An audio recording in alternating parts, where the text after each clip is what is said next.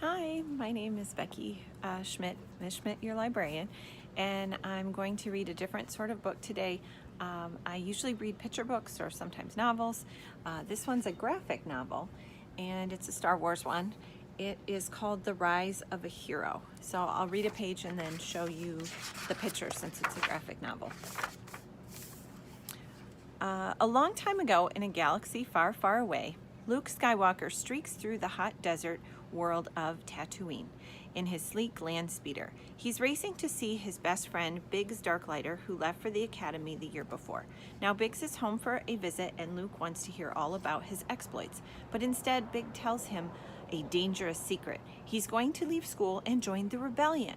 The rebellion! Even the moisture farmers of Tatooine have experienced the evils of the Galactic Empire, and Luke wants desperately to be a part of the fight. But he realizes that is unlikely. Nothing exciting ever happens near Tatooine. On this dry and dusty world, it's nearly impossible to keep human workers. Even people like Biggs, who grew up on Tatooine, flee the boring planet as soon as possible. But Luke is stuck here, working on his uncle's moisture farm, going nowhere. Jawa scavengers offer droids for sale. Uncle Owen picks C-3PO, a talkative protocol droid who will work well with Owen's other equipment. Then he chooses a small red robot, but as Owen is about to pay, the robot malfunctions. 3PO points to a little blue astromech droid. R2 is in perfect condition, he tells Luke, so Uncle Owen buys R2-D2 instead, unaware of how these droids will forever change their lives and the lives of everyone in the galaxy. Luke leads the droids to the garage to clean them. An oil bath rinses the scratchy sand from 3PO's joints, but R2 is sooty, and though he's been in battle, he even has a piece of metal jammed into his neck crevice. Luke tries to pry it out. With a startled cry, he stumbles backward as a hologram of a beautiful girl appears. Over and over, she pleads, "Help me, Obi-Wan Kenobi. You're my only hope." Luke is sure there's more in the message, but R2 won't play it. The droid whirs and beeps, insisting on the message is private and that he is the property of Obi-Wan. That evening, Luke asks his uncle if the message could be for Ben Kenobi, an old hermit who lives far out on the Dune Sea. Maybe R2 was stolen from him. Uncle Owen scowls. "Old Ben doesn't exist anymore," he mutters. "R2 is our droid now. Take him into tomorrow and have his memory erased." Luke's parents are dead, but he knows his aunt and uncle love him. He also knows they need his help, but he desperately wants to leave the desert world. Uncle Owen shakes his head. "Maybe next year," he says. Luke sighs, knowing from experience that next year never seems to come. The setting suns spill light across the sand, but Luke is in no mood to appreciate the planet's arid beauty. 3PO is concerned. R2 is malfunctioning. He's gone to look for Obi-Wan, but it's too dangerous to search for the droid at night. The next morning, Luke scans the landscape frantically, finally spotting R2's tracks. He leaps into his land speeder and hauls 3PO in after him. At breakneck speed, they zoom after the runaway droid. Luke is nearly as worried about R2's safety as he is about the trouble he could be in himself. The Junland wastes are filled with Jawas who could steal the eccentric little droid, and the terrifying Tusken Raiders, fierce nomadic sand people who have been raiding local farms, could set their sights on Luke. Finally, in a rocky canyon, Luke spots the delinquent droid. As Luke leaps from his land speeder, R2 whistles and rocks excitedly. Luke doesn't understand what he's trying to tell him until it is too late. Slowly, Luke regains consciousness. He squints up into the weathered face of old Ben Kenobi. This little droid is searching for his former master, an Obi-Wan Kenobi. Luke mumbles, "Do you know him?" The old man smiles. "Obi-Wan? I haven't gone by the name Obi-Wan since before you were born." "So old Ben Kenobi is Obi-Wan." As Luke stands shakily, the old man says he drove off the sand people who attacked Luke and the droids, but they will soon return. He invites Luke to his home where they can speak safely. Ben also has something there to give him.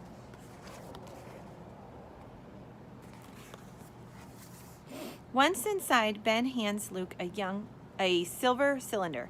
This is your father's lightsaber, the weapon of a Jedi Knight. He says, as Luke presses a button, and with a hum, an energy blade flares from its tip. Then Ben tells Luke many things he did not know. Luke's father was a Jedi Knight, one of the guardians of peace and justice in the Old Republic. He was betrayed by a young Jedi named Darth Vader.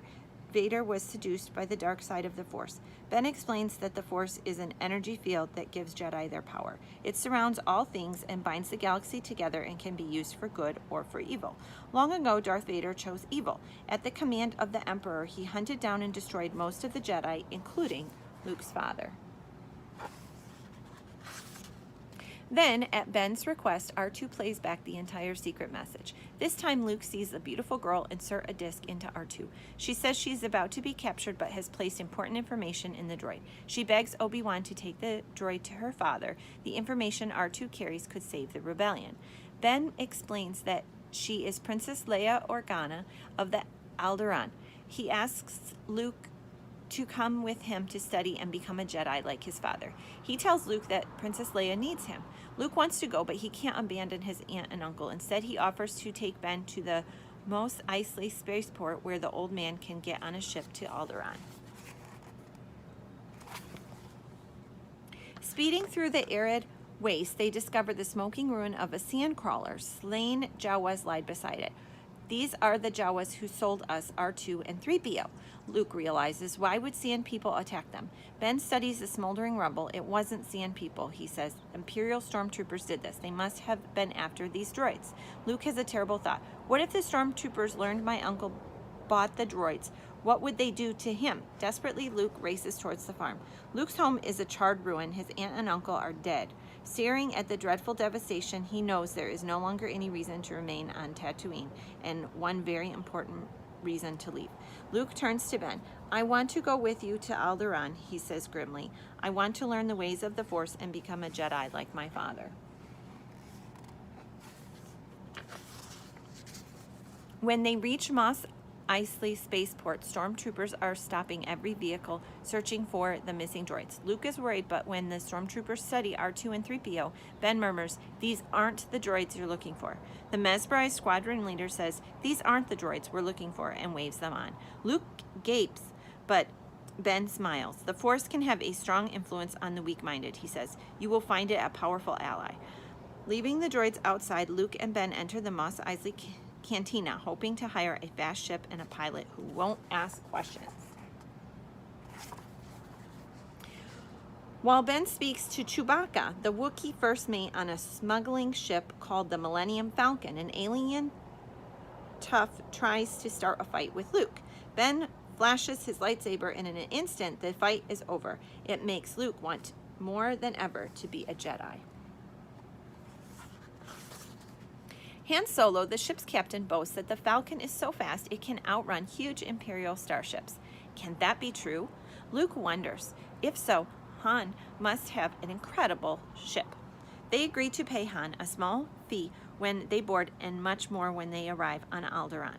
Luke offers to sell his land speeder to make the down payment. He's never coming back to Tatooine anyway. After the sale, Luke hands Ben the credits. They enter the spaceport unaware they have been spotted.